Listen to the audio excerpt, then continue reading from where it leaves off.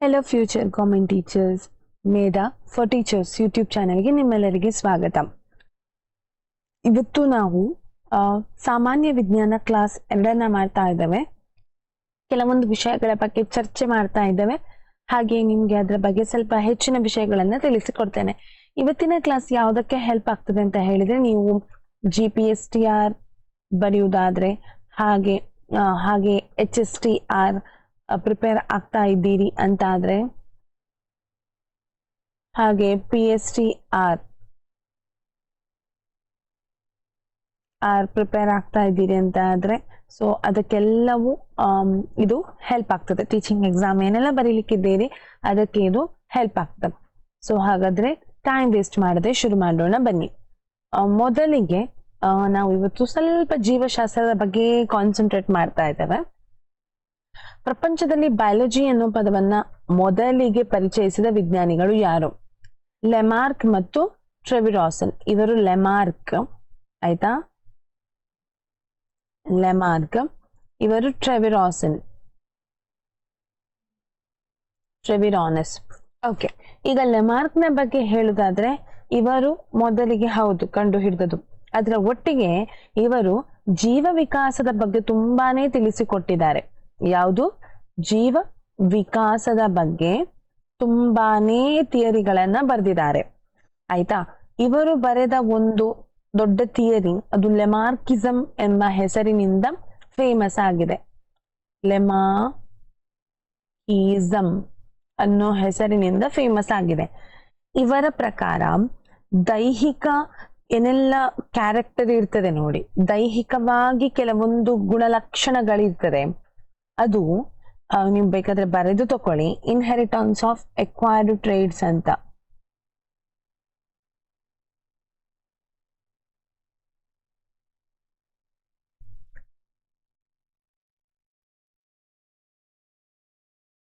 ದೈಹಿಕವಾಗಿರುವ ಕೆಲವೊಂದು ಗುಣಲಕ್ಷಣಗಳು ಇದು ಒಂದು ಜನರೇಷನ್ ಇಂದ ಇನ್ನೊಂದು ಜನರೇಷನ್ಗೆ ಪಾಸ್ ಆಗ್ತದೆ ಅಂತ ಇವರು ಹೇಳ್ತಾರೆ, ಆಯ್ತಾ. ಅದು ಸರಿಯೋ ತಪ್ಪೋ ಅದು ಮತ್ತೆ ಕಂಡು ಹಿಡಿದದು. ಬಟ್ ಇದರ ಪ್ರಕಾರ ಮೊದಲಿಗೆ ಇವರು ಲೆಮಾರ್ಕಿಸಮ್ ಹೇಳುವಾಗ ಒಂದು ವಿಷಯ, ಒಂದು ಎಕ್ಸಾಂಪಲ್, ಜಿರಾಫೆಯ ಕುತ್ತಿಗೆಯ ಬಗ್ಗೆ ಹೇಳ್ತಾರೆ. ಜಿರಾಫೆಯ ಉದ್ದ ಕುತ್ತಿಗೆ ಕಾರಣ ಆದದ್ದು ಯಾಕೆ ಅಂತ ಹೇಳಿದ್ರೆ, ಆ ಹಿಂದಿನ ಜಿರಾಫೆಗಳಿದ್ದಾವಲ್ವಾ, ಏನ್ಷಂಟ್ ಜಿರಾಫೆಗಳು ಅಥವಾ ಆನ್ಸೆಸ್ಟರ್ಸ್, ನಮ್ಮ ಹಿಂದಿನ ಪುರಾತನ ಕಾಲದ ಜಿರಾಫೆ ಇದ್ದಲ್ವಾ, ಆ ಜಿರಾಫೆ ಏನ್ ಮಾಡ್ತಾ ಇತ್ತು ಅಂತ ಹೇಳಿದ್ರೆ, ತನ್ನ ಕುತ್ತಿಗೆಯನ್ನ ತುಂಬಾನೇ ಉದ್ದ ಎಳಿತಾ ಇತ್ತು ಮರದ ಮೇಲಿರುವ ಚಿಗುರುಗಳನ್ನೆಲ್ಲ ತಿನ್ಲಿಕ್ಕೆ. ಹಾಗೆ ಯೂಸ್ ಮಾಡಿ ಮಾಡಿ ಮಾಡಿ ಮಾಡಿ ಅದರ ಕುತ್ತಿಗೆ, ಈಗಿನ ಜಿರಾಫೆಯ ಕುತ್ತಿಗೆ ಉದ್ದಾದದ್ದು ಅಂತ ಹೇಳಿದೆವರು, ಆಯ್ತಾ. ಆದ್ರೆ ಅದನ್ನ ಯೂಸ್ ಮಾಡದೇ ಇದ್ದ ಕಾರಣ ಅವುಗಳೆಲ್ಲ ಅಂದ್ರೆ ಅದಕ್ಕೆ ಕಾರಣವಾಗುವ ವರ್ಣತಂತುಗಳನ್ನ ಯೂಸ್ ಮಾಡದೇ ಇದ್ದ ಕಾರಣ, ಅಥವಾ ಯಾವುದೇ ಒಂದು ಆ ಭಾಗವನ್ನು ಯೂಸ್ ಮಾಡದಿದ್ದ ಕಾರಣ ಹಿಂದಿನ ಕಾಲದ ಜಿರಾಫೆಗಳ ಕುತ್ತಿಗೆ ಕಡಿಮೆ ಇತ್ತು. ಆದ್ರೆ ಮುಂದಕ್ಕೆ ಏನಾಯ್ತು, ಅದು ಹೆಚ್ಚು ಯೂಸ್ ಮಾಡಿ ಅದರ ಕುತ್ತಿಗೆ ಉದ್ದ ಆಯ್ತು ಅಂತ ಹೇಳ್ತಾರೆ ಇವರು, ಆಯ್ತಾ. ಈಗ ಟ್ರೆವಿರಾನಸ್ ನ ಬಗ್ಗೆ ಮಾತಾಡೋದಾದ್ರೆ, ಇವರು ರೂಪಾಂತರ ಸಿದ್ಧಾಂತವನ್ನ ಹೇಳಿದ್ದಾರೆ. ರೂಪಾಂತರ ಸಿದ್ಧಾಂತ, ಇವರು ಲೆಮಾರ್ಕಿಸಮ್, ಜೀವ ವಿಕಾಸದ ಲೆಮಾರ್ಕಿಸಮ್ ಸಿದ್ಧಾಂತವನ್ನ ಹೇಳಿದ್ರು. ಇವರು ರೂಪಾಂತರ ಸಿದ್ಧಾಂತ ಅಂತ ಹೇಳ್ತಾರೆ. ಇವರನ್ನು ಮತ್ತೆ ಯಾಕೆ ತುಂಬಾ ಹೆಚ್ಚಾಗಿ ಇದು ಮಾಡಿದಂತ ಹೇಳಿದ್ರೆ, ಇವರು ವರ್ಗೀಕರಣಗಳ ಬಗ್ಗೆ, ಜೀವಿಗಳ ಬಗ್ಗೆ ಹೆಚ್ಚು ಕಲಿತಾ ಇದ್ರು, ಆಯ್ತಾ. ಸೊ ಟ್ರೆವಿರಾನಸ್ ಅವರು ಮತ್ತೆ ಇವರು ರೂಪಾಂತರ ಸಿದ್ಧಾಂತ ಏನಂತ ಹೇಳಿದ್ರೆ, ಜೀವ ವಿಕಾಸ ಆಗ್ಬೇಕಾದ್ರೆ ಜೀವಿಗಳಲ್ಲಿರುವ ವರ್ಣತಂತುಗಳಿದಕ್ಕೆ ಕಾರಣ ಅಂತ ಹೇಳ್ತಾರೆ. ಜೀವಿಗಳಲ್ಲಿನ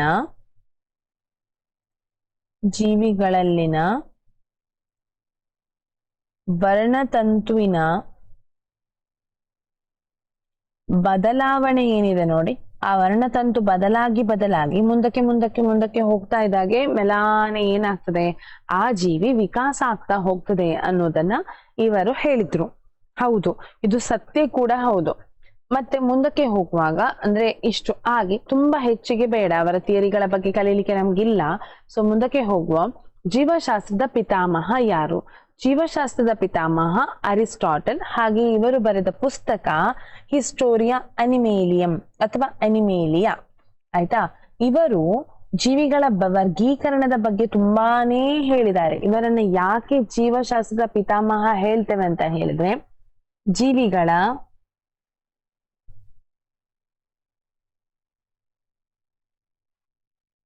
ವರ್ಗೀಕರಣ ಮಾಡಿದ್ದಾರೆ ಇವರು. ಆಯ್ತಾ, ಮೊದಲಿಗೆ ಜೀವಿಗಳನ್ನು ಪ್ರಾಣಿಗಳು ಮತ್ತು ಪಕ್ಷಿಗಳು ಅಂತ ಹೇಳಿ ವರ್ಗೀಕರಣ ಮಾಡಿದವರು ಇವರೇ. ಆಯ್ತಾ, ಪ್ರಾಣಿಗಳು ಮತ್ತು ಸಸ್ಯಗಳು ಎಂದು ವರ್ಗೀಕರಣ ಮಾಡಿದವರು ಇವರು.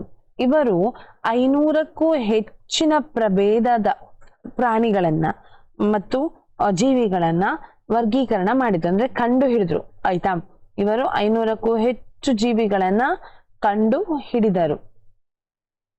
ಇವರೇ ಮೊದಲಿಗರು. ವರ್ಗೀಕರಣದಲ್ಲಿ ಏನಾದ್ರೂ ವರ್ಗೀಕರಣ ಮಾಡ್ತೇವೆ ಪ್ರಾಣಿಗಳನ್ನ, ಈಗ ನಾವು ಏನು ಹೇಳ್ತೇವೆ ಏನು ಆನಿಮೇಲಿಯಾ, ಕಿಂಗ್ಡಮ್ ಆನಿಮೇಲಿಯಾ ಹಾಗೆಲ್ಲ ಹೇಳ್ತೇವಲ್ಲ, ಮತ್ತೆ ಪ್ಲಾಂಟ್ಸ್, ಮೊನೇರಾ ಅಂತ ಏನು ಕಿಂಗ್ಡಮ್ ಅಂತ ಹೇಳಿ ನಾವು ಹೇಳ್ತೇವೆ, ಅದನ್ನೆಲ್ಲ ವರ್ಗೀಕರಣಕ್ಕೆ ಸಾಧ್ಯ ಆದವರು, ಅಂದ್ರೆ ಮೊದಲಿಗೆ ಸ್ಟೆಪ್ಪಿಂಗ್ ಸ್ಟೋನ್ ಹಾಕಿದವರು ಅರಿಸ್ಟಾಟಲ್.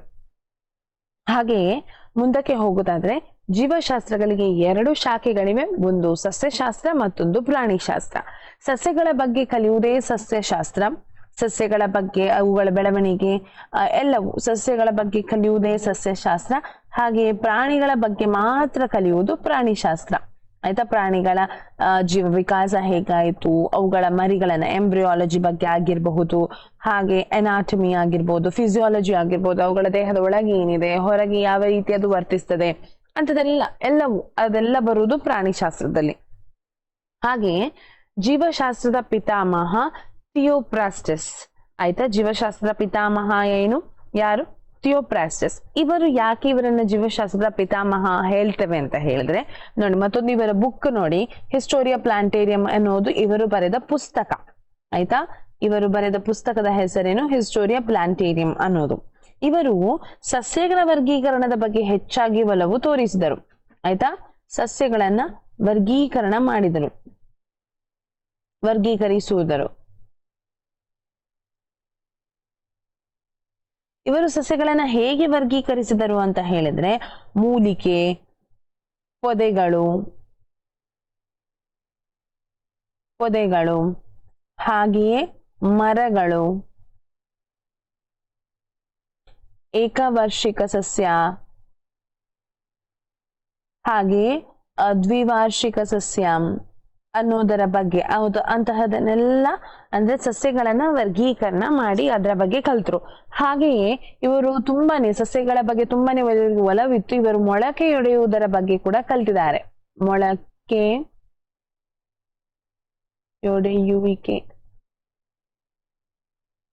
ಮೊಳಕೆಯೊಡೆಯುವಿಕೆಗೆ ತಾಪಮಾನ ಮತ್ತು ವಾತಾವರಣ ಹೇಗೆ ಇಂಪಾರ್ಟೆಂಟ್ ಆಗ್ತದೆ, ಇದು ಹೇಗೆ ತನ್ನ ಪಾತ್ರವನ್ನ ನಿಭಾಯಿಸ್ತದೆ, ತಾಪಮಾನದ ಅಗತ್ಯತೆ ಏನು, ಹಾಗೆಯೇ ವಾತಾವರಣದ ಅಗತ್ಯತೆ ಏನು ಒಂದು ಬೀಜ ಮೊಳಕೆ ಹೊಡೆಯಲಿಕ್ಕೆ, ಅದ್ರ ಬಗ್ಗೆ ಎಲ್ಲ ಇವರು ಕಲ್ತಿದ್ರು. ಯಾರು? ಸಸ್ಯಶಾಸ್ತ್ರದ ಪಿತಾಮಹ ಥಿಯೋಫ್ರಾಸ್ಟಸ್. 1 ಮಾರ್ಕಿಗೆಲ್ಲ ಬರುವಂತಹ ಪ್ರಶ್ನೆಗಳಿದೆ ಅಲ್ಲ, ಸೊ ಹಾಗಾಗಿ ಇದ್ರ ಬಗ್ಗೆ ನಿಮ್ಗೆ ಸ್ವಲ್ಪ ಹೆಚ್ಚು ಹೇಳಿದ್ರೆ ನೆನಪು ಉಳಿತದೆ ಅನ್ನೋ ಕಾರಣಕ್ಕೆ ನಾನು ಹೇಳ್ತಾ ಇದ್ದೇನೆ ಅಷ್ಟೇ. ಓಕೆ, ಮುಂದಕ್ಕೆ ಹೋಗೋಣ. ರಾಷ್ಟ್ರೀಯ ಸಸ್ಯಶಾಸ್ತ್ರ ಸಂಶೋಧನಾ ಸಂಸ್ಥೆ ಇರುವುದು ಎಲ್ಲಿ? ಲಕ್ನೋದಲ್ಲಿ. ಅದು ಲಕ್ನೋ ಎಲ್ಲಿದೆ? ಉತ್ತರ ಪ್ರದೇಶದಲ್ಲಿದೆ.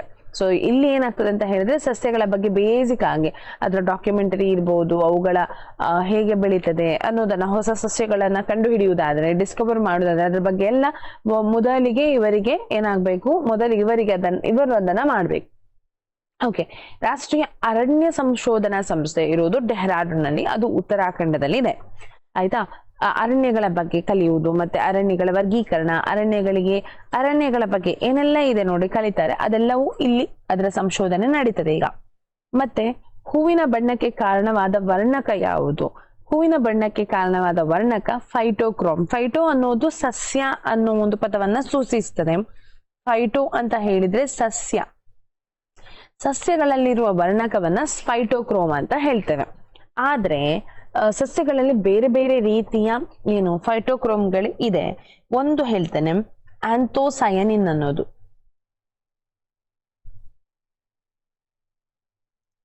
ಆಂಥೋಸಯನಿನ್ ಅನ್ನೋ ಒಂದು ವರ್ಣಕ ಯಾವ ಬಣ್ಣಗಳನ್ನೆಲ್ಲ ಕೊಡ್ತದೆ ಅಂತ ಹೇಳಿ ಬರಿತೇನೆ ನೋಡಿ. ಇದು ಕೆಂಪು,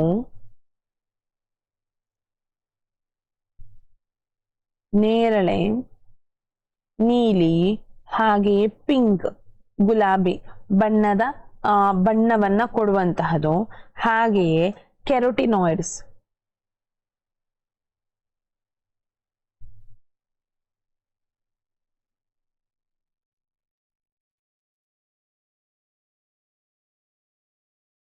ಇದು ಹಳದಿ, ಕೆಂಪು,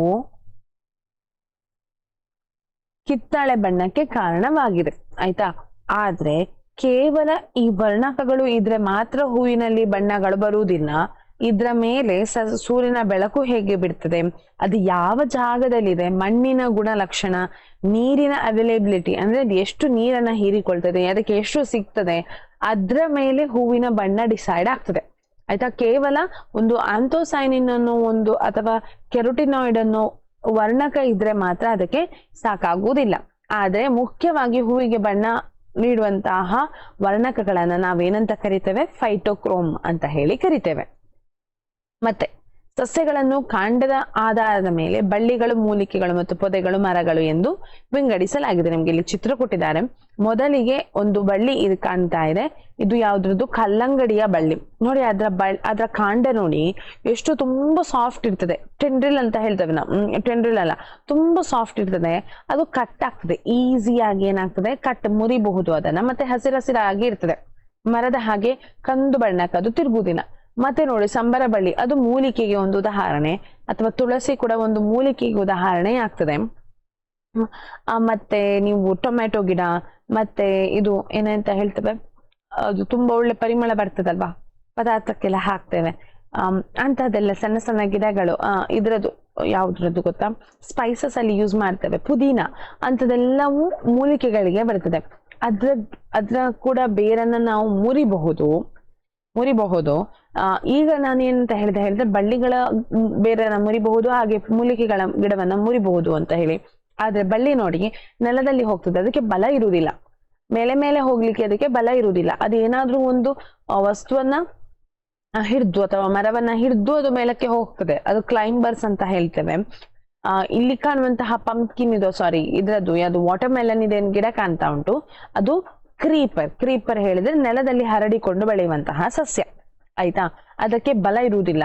ಆದ್ರೆ ಮೂಲಿಕೆಗಳಿಗೆ, ಅದರ ಕಾಂಡಗಳಿಗೆ ಬಲ ಇರ್ತದೆ. ಆದ್ರೆ ಅದು ಯಾವತ್ತೂ ಹಸಿರಾಗಿ ಇರ್ತದೆ, ಅದು ಕಂದು ಬಣ್ಣಕ್ಕೆ ತಿರುಗುವುದಿಲ್ಲ. ಆಯ್ತಾ? ಮತ್ತೆ ನೋಡಿ ಪೊದೆಗಳು ದಾಸವಾಳ ಒಂದು ಗಿಡ. ಇದು ದಾಸವಾಳದ ಗಿಡ ದೊಡ್ಡದಾಗಿ ಬೆಳೀತದೆ, ನಮ್ಮ ಎತ್ತರ ತನಕ ಬೆಳೀತದೆ. ಆದ್ರೆ ಅದರ ಕಾಂಡದ ಬಣ್ಣ ಏನು?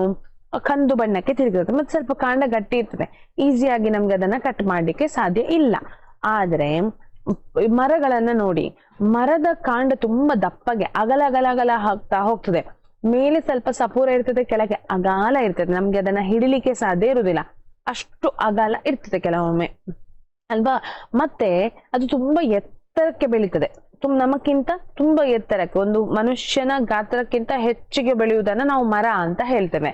ಮತ್ತೊಂದು ನೋಡಿ, ಕಾಂಡದ ಸ್ವಲ್ಪ ಮೇಲ್ಭಾಗದ ಮತ್ತೆ ಅದರ ಗೆಲ್ಲುಗಳು ಹುಟ್ಟಿಕೊಳ್ತದೆ. ಅಂದ್ರೆ ಅದರ ಬ್ರಾಂಚಸ್ ಏನಿದೆ ನೋಡಿ ಹುಟ್ಟಿಕೊಳ್ತದೆ. ಆದ್ರೆ ಪೊದೆಯಲ್ಲಿ ಬೇರಿನ ಬುಡದಿಂದಲೇ ಇದು ಏನು ಬೇರೆ ಬೇರೆ ಗೆಲ್ಲುಗಳು ಹುಟ್ಟಿಕೊಳ್ತದೆ, ಬ್ರಾಂಚಸ್. ಆದ್ರೆ ಮರದಲ್ಲಿ ಇಷ್ಟು ಗ್ಯಾಪ್ ಬಿಟ್ಟು ಅನಂತರ ಏನಾಗ್ತದೆ, ಅದರ ಬ್ರಾಂಚಸ್ ಹುಟ್ಟಿಕೊಳ್ಳುವಂತಹದ್ದು. ಇದು ಮರದ ಬಗ್ಗೆ. ಆಯ್ತಾ? ಇಷ್ಟು ಗೊತ್ತಾಯ್ತು ಅಂತ ಹೇಳಿ ತಿಳ್ಕೊಂಡಿದ್ದೇನೆ. ಏನಾದ್ರೂ ಹೇಳುದು ನಿಮ್ಗೆ ಅರ್ಥ ಆಗುದಿಲ್ಲ ಅಂತ ಹೇಳಿದ್ರೆ, ಅಥವಾ ನಿಮ್ಗೆ ಅದು ತುಂಬಾ ಫಾಸ್ಟ್ ಅಂತ ಅನ್ನಿಸಿದ್ರೆ ವಿಡಿಯೋನ ಪೌಸ್ ಮಾಡಿ ಇನ್ನೊಮ್ಮೆ ಕೇಳಿ.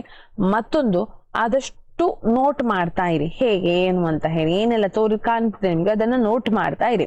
ಓಕೆ, ಈಗ ಮುಂದಕ್ಕೆ ಹೋಗೋಣ. ಸಸ್ಯಗಳನ್ನ ಬೀಜದ ಆಧಾರದ ಮೇಲೆ ಏಕದಳ ಸಸ್ಯ ಮತ್ತು ದ್ವಿದಳ ಸಸ್ಯಗಳೆಂತ ಬೀಜದ ಸಸ್ಯಗಳು ಅಂತ ಹೇಳಿ ನಾವು ವರ್ಗೀಕರಣ ಮಾಡ್ತೇವೆ. ಬೀಜಗಳನ್ನ ನೋಡಿ, ಏಕದಳ ಸಸ್ಯಕ್ಕೆ ಉದಾಹರಣೆ ನೋಡಿ, ಇಲ್ಲಿ ಜೋಳ, ಇದಕ್ಕೆ ಕಡಲೆ ಆಗ್ತದೆ. ಹಾಗೆ ಹೆಸರು ಕಾಳು ಆಗ್ತದೆ. ಹೆಸರು ಕಾಳೆಲ್ಲ ಏನಾಗ್ತದೆ ಅಂತ ಹೇಳಿದ್ರೆ 2 ಭಾಗ ಆಗ್ತದೆ, ಈಕ್ವಲಿ ಡಿವೈಡೆಡ್ ಅಲ್ವಾ, 2 ಭಾಗ ಆಗ್ತದೆ. ಹಾಗಾಗಿ ಇದನ್ನ ದ್ವಿದಳ ಅಂತ ಹೇಳ್ತೇವೆ. ಏಕದಳ ಅದನ್ನ ಭಾಗ ಮಾಡಲಿಕ್ಕೆ ಸಾಧ್ಯ ಇಲ್ಲದಿದ್ರೆ, ರಾಗಿ, ಅಕ್ಕಿ, ಗೋಧಿ ಅವುಗಳನ್ನೆಲ್ಲ ಭಾಗ ಮಾಡ್ಲಿಕ್ಕೆ ಸಾಧ್ಯ ಇಲ್ಲ. ಸೊ ಅವುಗಳನ್ನ ಏಕದಳ ಅಂತ ಹೇಳ್ತೇವೆ. ಏಕದಳ ಮತ್ತು ದ್ವಿದಳ ಖಾಲಿ ಬೀಜಗಳನ್ನು ನೋಡಿದ್ರೆ ಮಾತ್ರ ಗೊತ್ತಾಗ್ತದ? ಇಲ್ಲ, ಅವುಗಳಿಗೆ ಕೆಲವೊಂದು ಏನು ಗುಣಲಕ್ಷಣಗಳಿವೆ ಅವುಗಳ ಗಿಡಗಳಿಗೆ. ಸೊ ಅದನ್ನ ನೋಡಿ ಕೂಡ ಏಕದಳ ಮತ್ತು ದ್ವಿದಳ ಅಂತ ಹೇಳ್ಬೋದು. ಏಕದಳ ಹೆಚ್ಚಾಗಿ ಹುಲ್ಲು ಆಗಿರ್ತದೆ, ಅಂದ್ರೆ ಹುಲ್ಲುಗಳು ಹೆಚ್ಚಾಗಿ ಏಕದಳ ಆಗಿರ್ತದೆ. ಮತ್ತೆ ಅದರ ಬೇರುಗಳು ಒಂದೇ ಪಾಯಿಂಟಿನಿಂದ ಹೀಗೆ ಬರುದು, ಏಕದಳ ಸಸ್ಯದ್ದು ಆಯ್ತಾ, ಒಂದೇ ಪಾಯಿಂಟಿನಿಂದ ಹೀಗೆ ಬಂದಿರ್ತದೆ. ಇದಕ್ಕೆ ಫೈಬ್ರಸ್ ರೂಟ್ ಅಂತ ಹೇಳ್ತೇವೆ.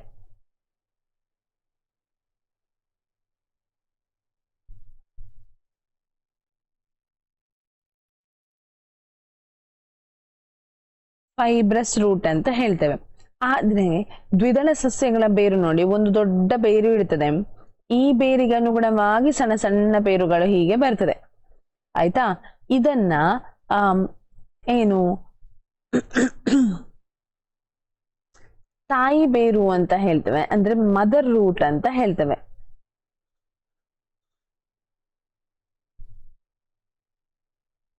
ಆಯ್ತಾ. ಮತ್ತೆ ಇಲ್ಲಿ ಗಮನಿಸಿ, ಸಸ್ಯದ ಎಲೆಯಲ್ಲಿ ಅದರ ಜಾಲಿಕೆಗಳ ವಿನ್ಯಾಸ, ಅಂದ್ರೆ ಅದರ ಸಿರಗಳ ವಿನ್ಯಾಸ ಹೀಗೆ ಉದ್ದೊದ್ದ ಮತ್ತೆ ಗ್ಯಾಪ್ ಇರ್ತದೆ ಆಯ್ತಾ. ಇದು ಏನು ಪ್ಯಾರಲಲ್, ಸಮಾಂತರ ಸಿರ ವಿನ್ಯಾಸ, ಸಮಾಂತರ ಸಿರ ವಿನ್ಯಾಸವನ್ನ ಇದು ಹೊಂದಿದೆ. ಆದ್ರೆ ಇಲ್ಲಿ ನೋಡಿ, ಇದು ಹೀಗೆ ಬಂದ್ರೆ ಹೀಗೆ ಹೀಗೆ ಹೀಗೆ ಅಲ್ಲ, ಜಾಲಿಕೆ. ಸೊ ಇದು ಜಾಲಿಕಾ ಸಿರ ವಿನ್ಯಾಸವನ್ನ ಹೊಂದಿದೆ ಆಯ್ತಾ. ಇದಿಷ್ಟು ಕೆಲವೊಂದು ವ್ಯತ್ಯಾಸಗಳು ಏಕದಳ ಸಸ್ಯ ಮತ್ತು ದ್ವಿದಳ ಸಸ್ಯಗಳ ಬಗ್ಗೆ. ಮುಂದಕ್ಕೆ ಹೋಗುವ, ಸಸ್ಯಗಳನ್ನು ಜೀವಿತಾವಧಿಯ ಆಧಾರದ ಮೇಲೆ ಏಕವಾರ್ಷಿಕ, ದ್ವಿವಾರ್ಷಿಕ, ಇದು ಭಾಷಿಕ ಅಲ್ಲ, ವಾರ್ಷಿಕ ಆಗ್ಬೇಕು, ವಾರ್ಷಿಕ ಹಾಗೆ ಬಹುವಾರ್ಷಿಕ ಸಸ್ಯಗಳೆಂದು ವಿಂಗಡಿಸಲಾಗಿದೆ. ಏಕದಳಕ್ಕೆ ತುಂಬಾ ಸಸ್ಯಗಳು ಬರ್ತದೆ, ಅಕ್ಕಿ, ರಾಗಿ, ಗೋಧಿ ಅದೆಲ್ಲ ಒಮ್ಮೆಗೆ ಒಂದು ಸೀಸನಿಗೆ ಮಾತ್ರ ಬೆಳೆಯುವಂತಹದ್ದು ಏಕದಳ ಸಸ್ಯಗಳು. ಇಲ್ಲಿ ಸೂರ್ಯಕಾಂತಿಯ ಚಿತ್ರವನ್ನ ಕೊಟ್ಟಿದ್ದಾರೆ. ಹಾಗೆ ದ್ವಿದಳಕ್ಕೆ ಅಂದ್ರೆ 2 ವರ್ಷ ಬರ್ತದೆ, 2 ವರ್ಷಕ್ಕೆ ಹತ್ರ ಆಗುವಾಗ ಅದರಲ್ಲಿ ಬೆಳೆ ಬರಲಿಕ್ಕೆ ಸ್ಟಾರ್ಟ್ ಆಗ್ತದೆ. ಹೆಚ್ಚಾಗಿ ನೀರುಳ್ಳಿ, ಬೆಳ್ಳುಳ್ಳಿ ಮತ್ತೆ ಕ್ಯಾರೆಟ್ ಇವೆಲ್ಲವೂ ದ್ವಿವಾರ್ಷಿಕ ಸಸ್ಯಗಳಿಗೆ ಉದಾಹರಣೆಯಾಗಿದೆ. ಬಹುವಾರ್ಷಿಕ ಅಂತ ಹೇಳಿದ್ರೆ ತುಂಬಾ ವರ್ಷಾನುಗಟ್ಲೆ, ನಿಮ್ಮ ಅಜ್ಜಿ ತಾತನ ಕಾಲದಿಂದಲೂ ಮರ ಇರ್ತದೆ ಕೆಲವೊಂದು ಅಲ್ವಾ, ಆ ಮರಗಳನ್ನ ಬಹುವಾರ್ಷಿಕ ಸಸ್ಯಗಳು ಎಂದು ಹೇಳ್ತೇವೆ ನಾವು. ಮುಂದಕ್ಕೆ ಹೋಗೋಣ, ಒಂದು ಸಣ್ಣ ವಿಷಯ ಮತ್ತೆ ಅಲ್ಲಿಗೆ ಕ್ಲಾಸ್ ಮುಗೀತದೆ. ಮಣ್ಣಿನ ಸಹಾಯವಿಲ್ಲದೆ ನೀರಿನಲ್ಲಿ ಬೆಳೆಯುವ ಸಸ್ಯಗಳನ್ನ ಹೈಡ್ರೋಫೋನಿಕ್ಗಳೆಂದು ಹೇಳ್ತೇವೆ. ಅಂದ್ರೆ ಕೆಲವೊಂದು ಸಸ್ಯಗಳಿಗೆ ಮಣ್ಣಿನ ಅವಶ್ಯಕತೆ ಇರುವುದಿಲ್ಲ, ನೀರಿನಲ್ಲೇ ಎಲ್ಲಾ ಪೋಷಕಗಳನ್ನ ಸೇರಿಸಿ ಅವರೇನ್ ಮಾಡ್ತಾರೆ, ಸಸ್ಯಗಳನ್ನ ಬೆಳಿತಾರೆ. ಇದಕ್ಕೆ ಹೈಡ್ರೋಫೋನಿಕ್ಸ್ ಅಂತ ಹೇಳ್ತಾರೆ. ಮಣ್ಣಿನ ಸಹಾಯ ಇಲ್ಲದೆ, ಮಣ್ಣು ಇಲ್ಲವೇ ಇಲ್ಲ. ಇದು ನಿಮ್ಗೆ ಟೊಮ್ಯಾಟೊ ಆಗಿರ್ಬಹುದು, ಪುದೀನ ಆಗಿರಬಹುದು, ಬೇರೆ ಬೇರೆ ಸಸ್ಯಗಳನ್ನ ಗಿಡಮೂಲಿಕೆ ಟೈಪ್ ನ ಸಸ್ಯಗಳನ್ನ ನಾವು ಇದ್ರಲ್ಲಿ ಬೆಳಿಬಹುದು.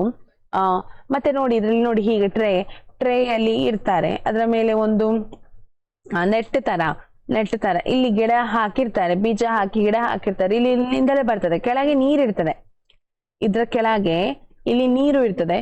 ನೀರಲ್ಲಿರುವ ಪೋಷಕಗಳನ್ನ ಬೇರು ಹೀರಿಕೊಂಡು ಗಿಡ ಏನಾಗ್ತದೆ, ಬೆಳೀತದೆ. ಸೊ ಇದಕ್ಕೆ ಹೈಡ್ರೋಫೋನಿಕ್ ಅಂತ ಹೇಳ್ತಾರೆ. ಇದು ಜಾಗ ಕಡಿಮೆ ಇದ್ದಾಗ, ಅಂದ್ರೆ ದೊಡ್ಡ ದೊಡ್ಡ ಜಾಗ ಇಲ್ಲದೆ ಇದ್ದಾಗ, ಎಕರೆಗಟ್ಟಲೆ ಜಾಗಗಳು ಬೆಳೆಗಳು ಇಲ್ಲದಿದ್ದಾಗ ಇದನ್ನ ನಮ್ಮ ಟೆರೆಸ್ ಅಲ್ಲೇ ಹಾಕಿ ಇದು ಮಾಡಿ ಅದಕ್ಕೆ ಪೈಪ್ ಲೈನ್ ಗಳನ್ನೆಲ್ಲ ಕೊಟ್ಟು ಟೆರೆಸ್ ಅಲ್ಲೇ ಬೆಳಿಬಹುದು. ಅಥವಾ ಮನೆಯ ಸೈಡ್ ಅಲ್ಲೆಲ್ಲ ಜಾಗ ಇದ್ರೆ ಇದನ್ನ ಹೈಡ್ರೋಫೋನಿಕ್ಸ್ ಗಳನ್ನ ಬೆಳಿಬಹುದು. ಅಂದ್ರೆ ಯಾರಿಗೆ ತುಂಬಾ ಕೃಷಿ ಇಷ್ಟ ಇದೆ ಆದ್ರೆ ಜಾಗ ಇಲ್ಲ ಅಂತ ಅವರಿಗೆ ಇದು ಒಂದು ಉತ್ತಮ ಇದಂತ ಹೇಳ್ತಾರೆ, ಟೆಕ್ನಿಕ್ ಅಂತ ಹೇಳ್ಬಹುದು. ಓಕೆ, ಇದಿಷ್ಟು ಇವತ್ತಿನ ತರಗತಿಯಲ್ಲಿ ನಾವು ಕಲಿತದ್ದು ಜೀವಶಾಸ್ತ್ರದ ಬಗ್ಗೆ. ಕೆಲವೊಂದು ವಿಷಯಗಳನ್ನ ಕಲ್ತಿದ್ದೇವೆ, ತುಂಬಾ ಕಲಿಯಲಿಲ್ಲ, ಕೆಲವೊಂದು ವಿಷಯಗಳನ್ನ ಕಲ್ತಿದ್ದೇವೆ. ನಿಮ್ಗೆ ವಿಡಿಯೋ ಇಷ್ಟ ಆಗಿದ್ರೆ ವಿಡಿಯೋನ ಲೈಕ್ ಮಾಡಿ, ಹಾಗೆ ನಿಮ್ಮ ಫ್ರೆಂಡ್ಸಿಗೂ ಇದನ್ನ ಶೇರ್ ಮಾಡಿ. ಮತ್ತೆ ನಮ್ಗೆ ಕೂಡ ನೀವು ಸಬ್ಸ್ಕ್ರೈಬ್ ಆಗಿ ನಮ್ಮ ಚಾನೆಲ್ ಅನ್ನ ನಮ್ಗೆ ಕೂಡ ಸಪೋರ್ಟ್ ಮಾಡಿ ಅಂತ ಹೇಳ್ತಾ ಇವತ್ತಿನ ಕ್ಲಾಸ್ ಅನ್ನ ಇಲ್ಲಿಗೆ ಮುಕ್ತಾಯಗೊಳಿಸುವ. ಧನ್ಯವಾದಗಳು and all the very best.